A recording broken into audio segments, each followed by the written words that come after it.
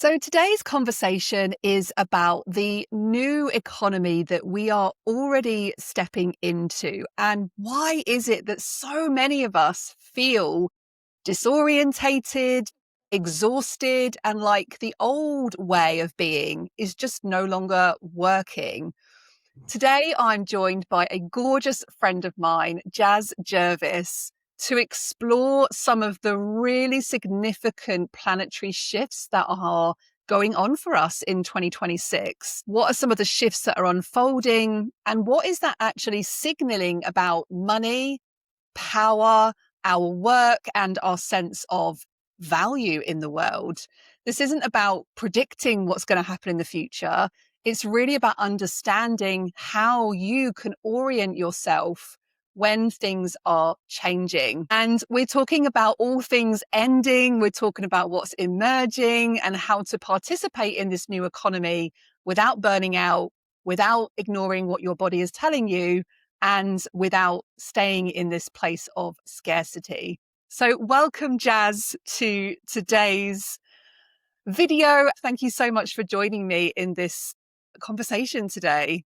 Thank you for having me. It does feel really exciting to be having this conversation. I feel like this is something that's kind of been living in my mind for a couple of years now. And now I'm seeing everyone, in the collective be like, okay, things feel different. And it just feels really exciting to be now having the conversation. Timing feels good. It certainly does. So let's just go straight into this, Jazz. I was actually listening to one of your recent podcast episodes where you were sharing about what are the 2026 planetary shifts that are going on for us right now. So tell us more about that. Yeah, I don't want to be the person that's like, everything's changing, but it really is, changing. And I think that it probably did kick off with Pluto moving into Aquarius for the next 2 decades at the end of 2024. So that kind of, I think for a lot of people, that really started to kind of plant those seeds of change. And interestingly, I thought that you would find this really fascinating that typically what happens when we have one of the like bigger sort of generational and outer planets moving, and they're called generational and outer planets because they're like far from us. They are like Pluto takes like 250 years to go through like the whole zodiac wheel. Like it's not a fast moving planet like the moon that goes through everything in 30 days, right? It's far away from us. But what that means is that when it shifts, it's changing things on a huge collective level.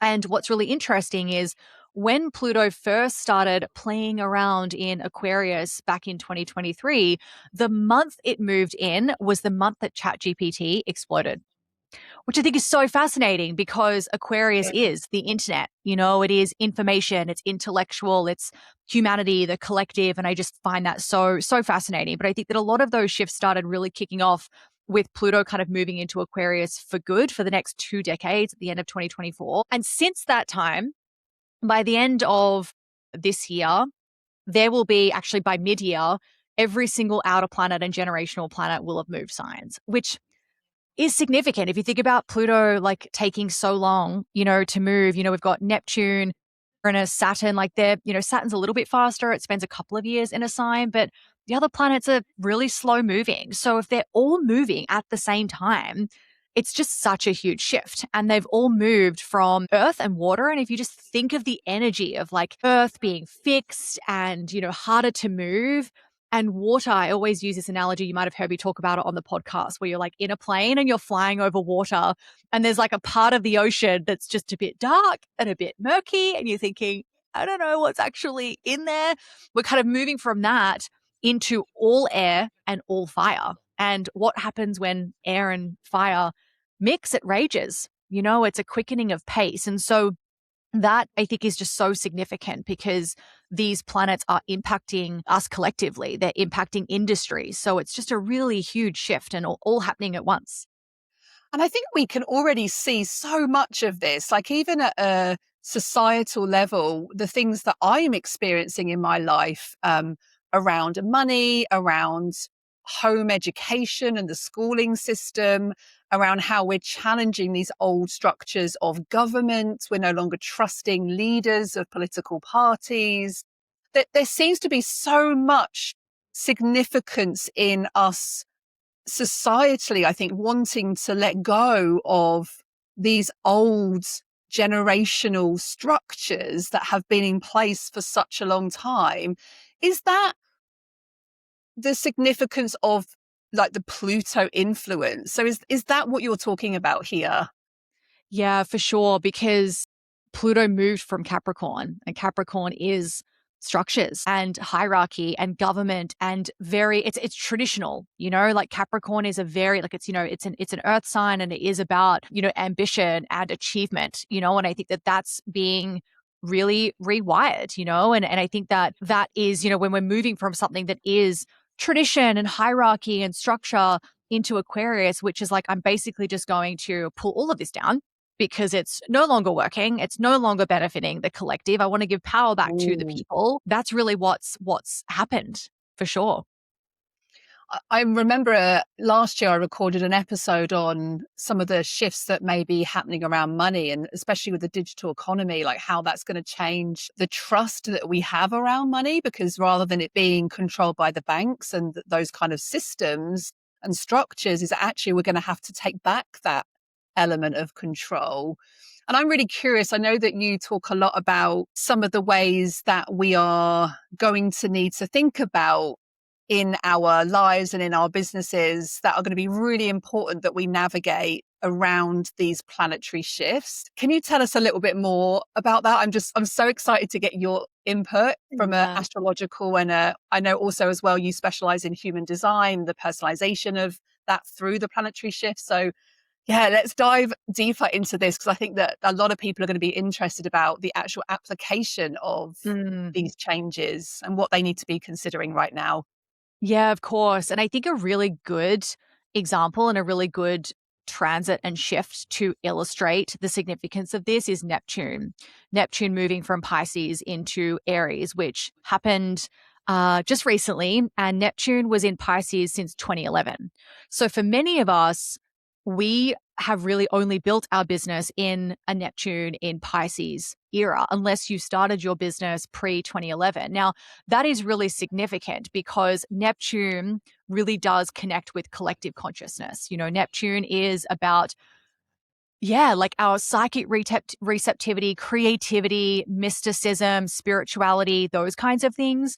It loves being in Pisces. Pisces is, the zodiac sign that is related to dreams and intuition, creativity, things like that, but also illusion, and not having, boundaries. And I think that it's no coincidence that since 2011, we've seen the rise of social media. We've seen that this has been great in that we can run our businesses from our phone and we can see what's possible for us in such an easy way. But of course, we've also seen the shadow of that, and really Mm. struggling and comparing ourselves to everyone else and really getting like blurring the lines between what is ours versus what is someone else's.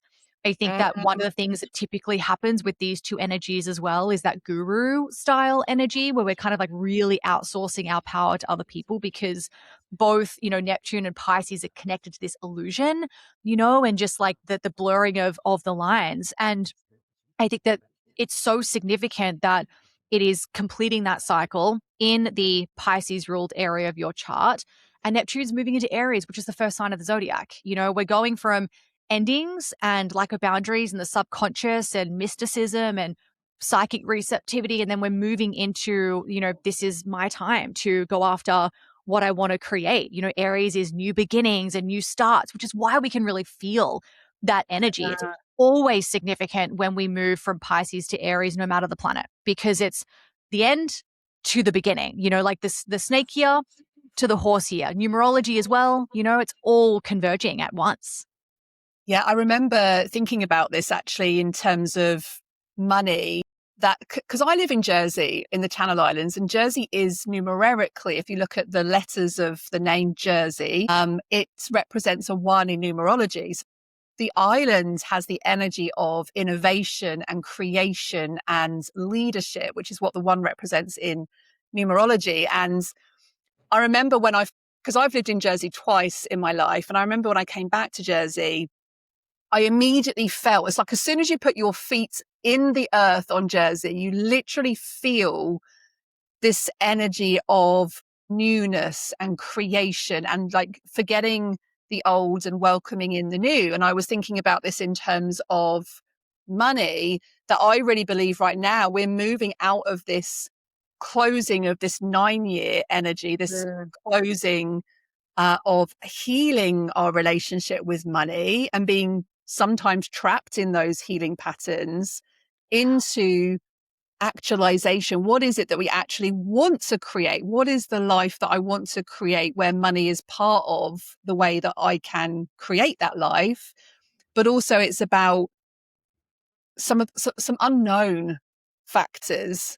You know, sometimes we don't know what that is going to look like, and we have to be able to trust in the fact that we're no longer watching the gurus and doing what everyone's telling us to do based on old systems, but we're actually inviting in some space to be able to contemplate, well, what does that even look like? And I know that we're going to talk a little bit about nervous system regulation and the importance of that a little later in this episode. But I'm curious from your perspective, Jazz, with all of these shifts going on and like moving out of this 9 energy of completions into this 1, what should people be doing about these changes? How can they be like, are there some things they should be considering? For sure. And I think that, I love what you've just shared there around courage. I think courage has been coming through for a lot of my clients as their kind of word for this year, which I think is very Aries. Saturn is about to move into Aries too. Cannot wait. I am Saturn ruled and I am done with Saturn in Pisces. But they are coming together for the first time in, some say 6,000 years, some say 9,000. We don't actually have the calculation tools to know when it last happened, but we've got the planet of dreams and vision meeting the planet of structure and maturity at the very beginning of the zodiac. It really is about like turning our dreams into reality and having the courage to do that. But also, again, we'll have this conversation, making sure that we are still coming back to discernment and patience at the same time. I think that with this air and fire, there will be this tendency, I think, to get wrapped up in this energy with Uranus moving into Gemini as well in April. Like there's a lot of pace that we're going to see this year, which we haven't really had over the past few years. So I think that, it is going to require us to be discerning and to move from a place of regulation. But yeah, I think that a lot of the changes that I am really anticipating, particularly this year and beyond, I think are changes that we've all asked for. Like for many of us, we don't want to do things in a cookie cutter way anymore. We want to personalize our strategies. We want to do things in a way that makes sense. We want to build relationships. Like we want people to experience true transformation. So I think it's really inviting people to dream and vision from that place where how can I make something so personalized and relevant for my ideal clients? How can I build relationships from the very get-go, not just in my paid containers, not just with my one-on-one clients, but from the very first email that someone receives? I think that we'll be moving away, like we spoke about the kind of guru energy.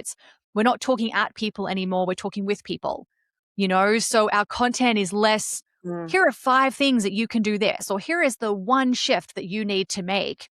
Even though it's a great hook, I think that even the social media platforms will stop prioritizing those kinds of hooks because it's just not the collective consciousness and the economy that we're now moving into. It's more around, here are like some rules that I've chosen to live by, and here is my thought process. Like I've got a post that I'm working on at the moment that's like, here are the reasons why I chose not to be on Substack, even though I feel like I'm the only one that's not on Substack. Oh, I want to know about that. I want to know about that. Why?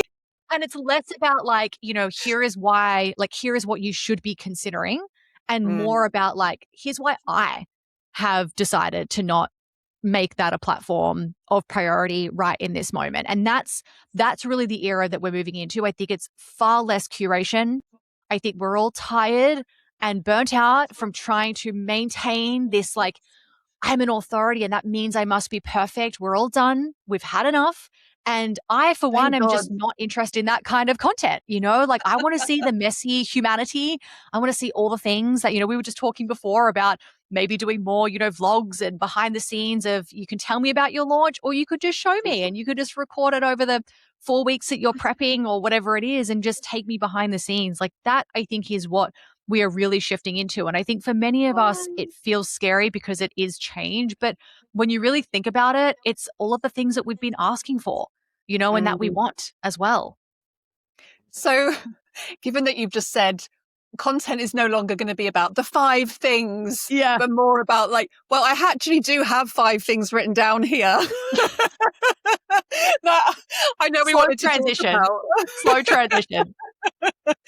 But can we talk about like, I know that in one of the things I love about your content is it's so rich from an embodied lived experience of what you teach around human design and astrology and strategy, and deeply rooted in personalization. That's one of the reasons I love your work so much. And I know we've had clients that have worked with me that have come to work with you. And I think that you talk about these 5 areas about humanity, personalization, relational, visibility, and nervous system. Can we just spend a few minutes talking about Yeah. those 5 things? Because I feel like that's Do a it. really good structure for people to follow. So grab your notepads and Yeah. let's work through these 5 pieces. So, Yeah. so let's start with the first one, like being humanist. Is that a word? Humanist? Humanness.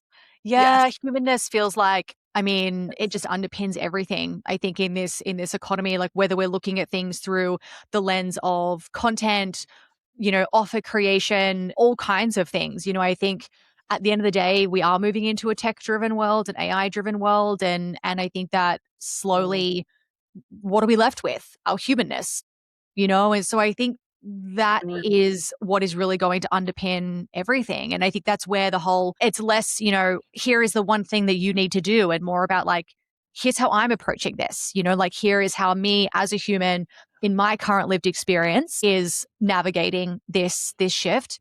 I also think that humanness will be really relevant for the way that we deliver our offers as well. I think that one of the things, this is really random, but at the end of our launches, we always send out an email that basically asks, like, why didn't you buy? Like, tell me more about that. And we have some different options that people can click on. And typically, the number one thing is usually investment. I mean, whether you're selling something that's $20, 2,000, 20,000, like you're always, that's always going to be a common thing that comes up. But the thing that has slowly crept up in terms of results is capacity. I don't have the capacity to get this mm, done. And I think that that's humanness. And so one of the things that we did in our last launch with our signature program is, and I was really afraid actually to kind of step into the marketing in this way, but the way that I positioned it is it's not about completing it. And in fact, completing this program in terms of the modules is a sign of not being successful. That yeah. was really hard, I think, like how many people like are selling a course or a program and like, we don't want you to complete it. Like it's so backwards, but we instead really emphasize the curated like pathways through the program and the personalization. And like, we want you, even if you just like, we had clients that just did like one module, but had, you know, 197% increases in revenue on last year just because they were doing the right work for them. And I think that that is humanness. It's recognizing like, people are busy, people have a lot going on in their own homes, but also collectively. And how are we making space for that in our business? How are we letting that be okay? And I think that underpins all the rest of them too. I think humanness finds its way into the 4 other categories too. Yeah, I think there's such a relief for people to hear. I don't have to keep up with the content. I'm not behind. Like, it's probably Yeah. the one thing I hear the most in our programs. We don't focus on completion rates for that very reason, right? Because for some people, completion isn't the goal. The goal Mm, isn't to learn more, it's to apply more, it's to embody it more, it's to move it through your being. mm, And we go, moving from that old way of let's do more, do, very masculine energy into this, how about let's just take a week out in our business? And actually, that might be the very best thing that you do rather than spending time learning more information in, we're in such an information heavy world right now. Totally. And I think that's like the next couple of points too. And like the one of the areas that I think is going to be a real theme is like relevance, and like and personalization. And I think that this is where Mm, that comes in too, that it's like if information was going to solve the problems, it would have. yeah. Like we've never had more information than we have today. And at the same time, we've never been more unhappy and Mm, more like collectively, and so information we now know does not solve the problem. And I think that if you are still selling the information at the forefront of your positioning and your messaging, and mm. not like that personalization piece and your uniqueness, right? Like how you uniquely solve problems and approach solutions for your clients, I do think that it will be incredibly hard to convert. And I think that we've seen that already. And I also think it's not our responsibility either to be the person to create the solutions. I think there's a real power in providing the space, the containers for people to gain information, understand strategy, be supported, be guided, whatever that container is that you've got. But I do think that in my soul, what I really believe is that the future of business is actually encouragement of more of a disconnection from being reliant on other people to self-reliance and trusting your own intuition with the resources and the support and things that are around you. I think that's a really big part of what we're going to feel as we move into this kind of new economy. What are your thoughts on that kind of interdependence rather than codependence? Yeah, I think that you can't have these transits into, signs like Aries and not have that. I think it is about self-trust. I think it's coming back to where do I need to untangle myself from all of this. And even Aquarius, even Pluto being in Aquarius and us being in the age of Aquarius, which is the people, it's the collective, but it's our place in the collective, right? Like Mm, Aquarians are typically the like black sheep of the family kind of thing. It's like the Aquarius energy is like, it's about contribution and it's about the collective, but it's about the uniqueness of that and us as an individual within that mm, collective. What is our unique contribution? And so, yeah, I agree. I think that I've even seen this with a lot of messaging is something I've been working on with clients over the past sort of like 12 months has been less about communicating just the result and the transformation and more about getting in. And this is like messaging 101, like breaking all the messaging rules, but it's more about like the how, and we're told we're not supposed to talk about that. We're supposed to talk about just the result. And I think that now we're in an era where it's like, yeah, but your client has invested in this result so much, either financially mm, AI, like they've had conversations with ChatGPT about this and they're not where they wanted to be. So mm, why is your approach and your uniqueness going to create that container for them mm. to be self-responsible, lead themselves and get those results? And I think we'll absolutely be moving toward that. And I think that it will be about the container of safety. It's like creating that space for people to be vulnerable, for people to feel seen, and for people to let things come up that need to come up in order for them to start moving forward. And I think that part of that, I think that you named this earlier, is, Pisces is very much connected to healing, and we're moving out of that, right? Not that healing is no longer relevant, but that it's no longer a reason why we can't move forward. Like we can let ourselves move forward and know that we're always going to be healing things, and there's always going to be things that we are moving through. And also we have to just start. Yeah. And I think that I remember standing up on stage at our Wealthy Woman Live 2 years ago. And I remember it wasn't in my script, it wasn't on my slide. And actually, you were there. I remember you were sitting in front of me on the front table as one of our experts. And I remember all of a sudden I had this feeling that I had to just share something. And my voice is a part of, I know we've like geeked out on this a lot through my own chart. And I'm in a personal year 3, which is all about using my voice. But I remember having this moment of, I just have to share this. And I remember saying something along the lines of, we are stuck in our own healing journeys and we're constantly being told that there's something wrong with us and we need to go fix ourselves and dive deeper into the personal development or the spiritual healing. And I just had this moment of, no, like there's that can be problematic to stay in that space. And as you said, we're not pushing healing away, but we're actually now moving from this place of closing and healing into newness and creation and innovation and leadership. And how do you see that in relation to the other areas of, so we've talked about like humanness, and we've talked about the importance of humanness, and this links into like being relational in the work that we're doing. How do you see this impacting in other areas that you are focusing on right now? Yeah, I think the biggest area is visibility. That's Mm. definitely one of the key themes. And I think that, again, humanness, I think, touches all of it. But I think with visibility, we have Jupiter transiting into Leo in July, end of June, start of July. Jupiter expands everything that it touches. Everyone loves a Jupiter transit. Jupiter is benefic, it's exciting, it's good fortune, it's luck, it's wisdom and growth. But it's expanding everything, which means that it's expanding the good, but it's also expanding the shadow side of things. And with it moving into Leo, Leo in its highest expression is heart led leadership. Leo is wearing their heart on their sleeve, sharing the things that they have to say, not because they're waiting for someone to clap and choose them and validate them, but because it feels important for them to share. In the shadow, it can be like kind of visibility from an egotistical perspective, or it can be not wanting to be seen at all. It can kind of happen in both ways. And one of the things that it's a something that I share that often like really hits people, but my favorite astrologer is Stephen Forrest, and he's an evolutionary astrologer. And I remember reading, he was talking about Leo, and he was talking specifically about a Saturn in Leo placement. But I think that this is relevant just for this Leo energy anyway. And he said that a sign of a life like not well lived for someone who has a lot of Leo in their chart, but we can apply this to this transit as well, is that you got to the end of your life and people didn't know your heart. Mm.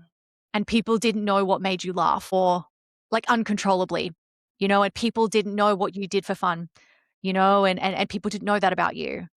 And that just feel like I just feel it in my whole body when like it actually makes me really emotional to like think about that. And I think that that's what we're really moving into is it's less about perfection and it's less about, doing the wrong thing. And it's more about like, I actually don't know why I'm doing this, but it actually kind of feels fun. And I'm going to give it a go and we're going to see where we end up, and I think that that's what we're really moving into. And so I think that the leadership aspect will really play a part in visibility. I think that there'll be a lot of adjustment, I think, as well with where people are spending their time with visibility.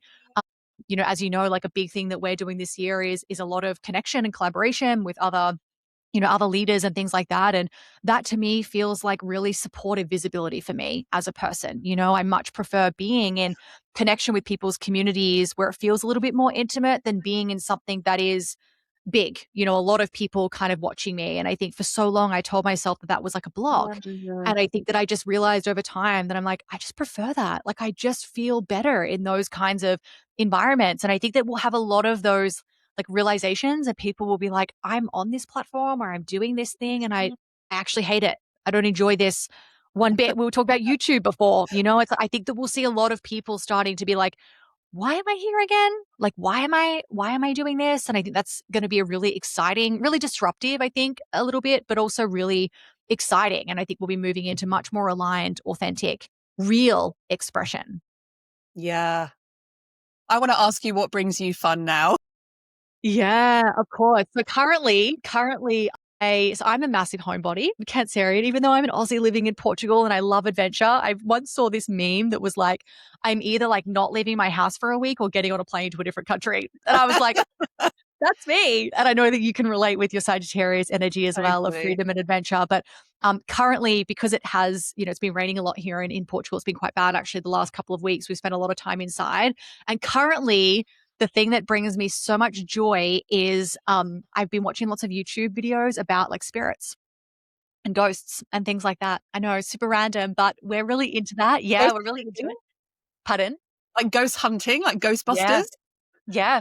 So Yep. cool. And like my birthday list currently includes a bunch of talking to spirits, equipment, which my husband is horrified by. He's Ooh. like, no, like, nope, you can go stand on the side of the road and do this if you want to, but hell no, is this happening in my house? I'm But I've totally always gonna buy been you a super. Ghostbusters outfit for your birthday. Oh, I've always been so. I mean, I've got a lot of planets in the eighth house as well, which is like death and rebirth and the deeper meaning of life. I'm a 12th house moon. Like, I'm not shocked that this is like me, but like like back when I was 17, like did like now I think about it, I'm like, that was really reckless. But I did like Ouija boards and like all these kinds of things, like had really amazing experiences, like moments where I'd like communicate a message to my parents and like have no idea what it was about. And then like would tell my dad and he'd just start crying. And I'm like, that obviously meant something, like, so it's like I'm rekindling, this like love for this kind of world, and my daughter loves it too. So that's currently something that's bringing me joy. And alongside all my fantasy fiction books, which I know I also got you into. So I'm sorry to your to-do list You for did the that, Sarah Maz. because my clients often say this to me too. They're like, aren't you meant to be coaching me on things? And instead I'm getting distracted with all of these books that I'm now reading. I know the number of times I end up going onto Amazon after my one-on-one client sessions, and I'm like, I'm just going to post you this book, or I'm just going to send you this. Do you know what's bringing me a lot of joy at the moment? I don't think I've even shared this with you, Jazz, but because I'm in my 3 year, which is all about using my voice, and it's about a lot of visibility and communication, I've actually joined a chorus. Oh, you told me this, the choir. I did. Was Yeah, it I the joined the opera? choir.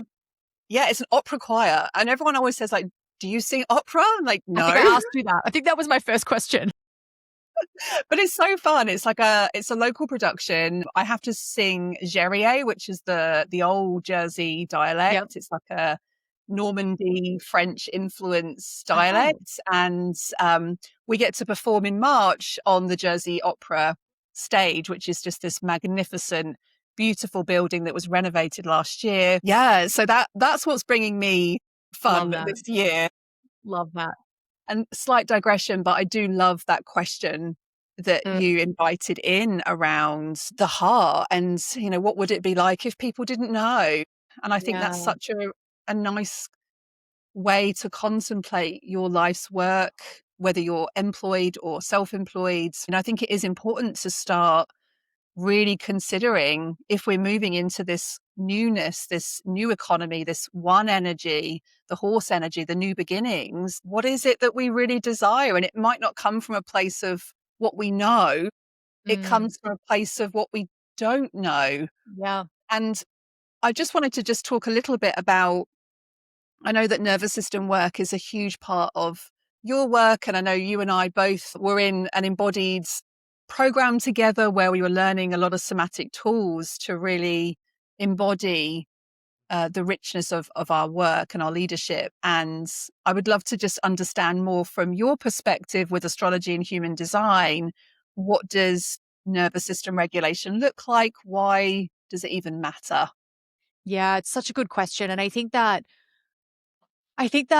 this is something that has probably been the has not closed off, but I think it's like closed a loop on the work that I do. That just it was the missing piece, right? Because I feel like my journey was very much one where I had all the strategy. I'm a Capricorn rising. I'm very strategic. I'm an ex-lawyer. That came really easy to me, and I grew my business really, really quickly. We hit our first $1 million in like my third year. Like I knew how to be strategic. That was all fine. Completely burned out. And that's when I just like found more human design and astrology and realized I was really working just against things that were just naturally going to be how my energy moved. And I did that. And then what started to happen is I realized that just knowing something logically, knowing that I'm, a manifesting generator, or knowing that I have like just a little bit of uncomfortability around visibility, and that's very much relevant in my chart, that doesn't mean that my nervous system is safe to accept that. Right. It's Mm. like that doesn't mean that my body is on board with that. And one of the things that I really do with clients is simplify their to-do list and really just get rid of the stuff that I'm like, that is not the season of business that you are in. Like I started to see, and I think this has just started to happen because I've been coaching for so long now, that, people would come to me and sort of, they're brand new, haven't built an audience yet, and they're wanting to build a membership. And I'm like, wow, that's a lot of things, like you have to do the curriculum, you don't have an audience yet. Like, could we just start with one-on-one? You know, it's like I started to see that a lot of people were just overcomplicating things. But something that I started to realize is that I can talk to them about the importance of just being focused on their season. But most of my clients have a nervous system that is more comfortable in chaos and is more Mm. comfortable when they're solving problems. And so it became this thing that I was like, I would see clients kind of have the conversations with me about strategy. And then before I started working with human design and astrology, they'd then go and, you know, maybe have a reading or something, but that person would not be applying that to their business, or they'd go and do the nervous system work with someone else. And it just became this thing where I'm like, we're wasting time and we're not bringing things together coherently because we're having this conversation everywhere. And so it's, you know, as you know, and we've been doing a lot of this training together over the past sort of 12 to 18 months. This has been my area of focus because I realized not just with these changes that are happening, but just in general, that we can have the conversation. But does that mean that our nervous system is like, yes, I'm excited about this strategy? Typically, no. Typically, the reason why they're not executing on that strategy is because of the body. So I think that that is really, I mean, that's kind of wraps up the by design methodology, which is strategy, design, and embodiment work. And I think that part of all of the pace that we will see this year, Uranus moving into Gemini and all of the fire energy is really going to need to come back to our body. And specifically, one of the things that I love to work with, which is more human design related, is simply your strategy and authority. In your human design, everyone has a right decision making authority. And I think that is the most important thing that we can start to learn about is what makes sense for me to make decisions. Like I've got clients that are an emotional wave and I'll say to them like, okay, like we'll have a conversation and I'll say like, please don't take any action until you've ridden your wave. Like let's actually check in with what's come through, you know, in our call next week. Or I've got, you know, even as part of our Q&As and our hot seats, I don't have a submit a question in advance situation because I have self-projected authorities that are here to talk something out to get clarity on what their question is. And that's I think really important is that you're making decisions in a way that is aligned for you. If that means taking the extra time, talking things out, you know, whether you're a sacral authority. And if this doesn't mean anything to you, I have a resource on this, but I think it's just really taking the time to be like, when do I make my healthiest decisions? You know, when do I make my most resourced decisions? And how can I make sure that I'm coming back to that, even though there's pace and energy everywhere else? How can I come back to that? What's going to be my cue? Yeah, I remember when you and I went through my charts. Yeah. Well, we've been through my chart several times, and maybe if we can get you back on the show, Jazz, and you can Yeah. do a Love that. dive into my chart. I think that would be Great really great idea. to show people. But I do have a sacral response, and I know that for me personally, I I always make my best decisions when I just trust myself. But Mm, what's interesting for me is that when I'm not feeling regulated because I've been too busy or because I'm doing too much or there's just some emotional things going on in my life, then the cycle for me, I don't think I've ever shared this before. And actually, I actually feel really emotional, even just saying this out loud is so mm, interesting that I had this, God, this is so interesting. When I've not made the best decisions, it's always been because I've felt very codependent on, and certain people in my life, like always been very codependent on, well, if they think it's the right thing to do, then it's okay. Like they're real mm, permission piece. And I know this sounds a bit silly, like, well, how is this emotional for me? But I think it's because understanding that my best decisions are made from a sacral response, it gives me permission to go, I can hear what your opinion might be, but actually it's also okay not to invite in opinions from other people and instead to create that capacity within yourself. This is why I love the heart breathing that we teach, because it's about sitting in a place of love of yourself and trusting your own decisions. And for me, going through the work that you do and understanding that's your sacral response, it's mm, understanding what is in that moment. What are you feeling? What are you sensing? What is your lived experience of this? And really going inside. And I think that is the change that I've seen through this work and that other people are going to see if they haven't already, is it isn't about the validation, the external, the codependence. We're moving away from that into this place of collaboration, hearing what people might have to say, but not actually um, allowing that to dictate your response. Wow, I didn't know that was going to be Yeah. an emotional share Yeah. there, but and we'll pop some references actually in the links to this episode, because I think that understanding your energy types is really important to give you the space to be able to sit and contemplate on how can you make the best decisions for yourself this year. Yeah. Thanks for sharing that. And you're a defined spleen center too. And the spleen in human design is intuition.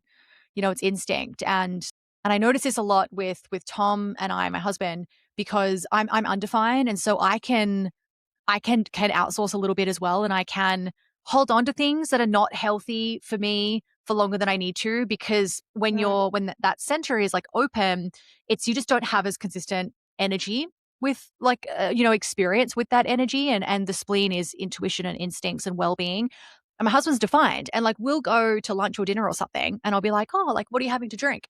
And he'll be like, "Oh, I'm not having anything today." And I'm like, what do you mean? Should I not have anything today? Like, and like, it really like, and I have this moment of like freak out, but he's a defined, like, he's here to be very sure and certain about like what is healthy for him and what isn't. And it's just he has that consistent access to that energy, and that's something that is a gift of yours too, is like when you tune in to that, you don't need anyone else's opinion, right? Like you're actually here. It's energetically correct for you to have more attunement to what is healthy for you, what is in your best interests. Whereas those of us that are undefined, they're like, it can take a little bit longer for us to, we have to, maybe there's other centers that are more relevant. But I think that, yeah, it's such a good example of like, that's actually a gift of yours. It is something that is in your chart too, of how you make decisions. But yeah, I honestly say, like, I often say this to clients, I'm like, even if you just knew your human design type, there's 5 of those, and you knew your profile and the centers, which are really the main things that we cover, like in our guide, you would change your life and you would change your business, because really especially the centers, it's kind of similar to the chakra system. It's built on a few different principles, but there's 9 in total, and they all represent something a little bit different, whether it's intuition, ideas, things like that. And I would say that this alone is really transformative for clients of mine, because a lot of the time it's just that we are, like you said, making decisions in a way that's not aligned for us personally, which, it's like that analogy of the plane.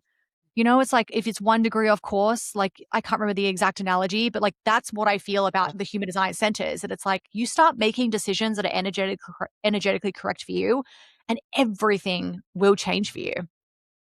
So I have one question to finish off Yeah. this particular episode and video on. What are you most excited about for 2026, given all of the planetary shifts that we've been talking about today? What are you most excited about?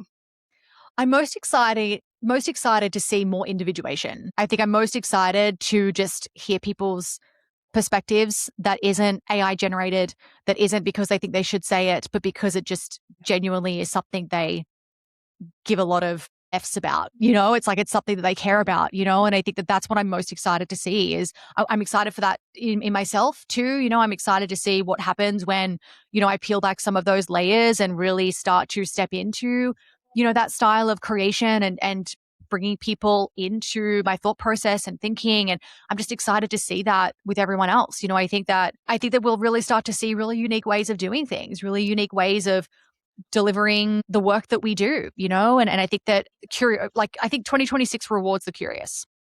I don't think that Mm, you can have Uranus moving into Gemini and not, it's like the Necker Island question of like, what if, when we were on Necker and we started the retreat of like, what moonshot if? question. Yeah. Yeah, the moonshot question. Like, I think that if there's a year that is really about that, I think it is definitely about action too. And like being able to kind of have like, head in the clouds, feet on the ground kind of thing as well. I think it's like vision and dreaming and what if, but also taking that action. But I think that it's really important that we're not autonomous this year. Mm. I think like this is a year of real change. And I think that it's not about rushing or impatience or, it's nothing connected to that. It's just how, like, if I could do anything, what would that look like?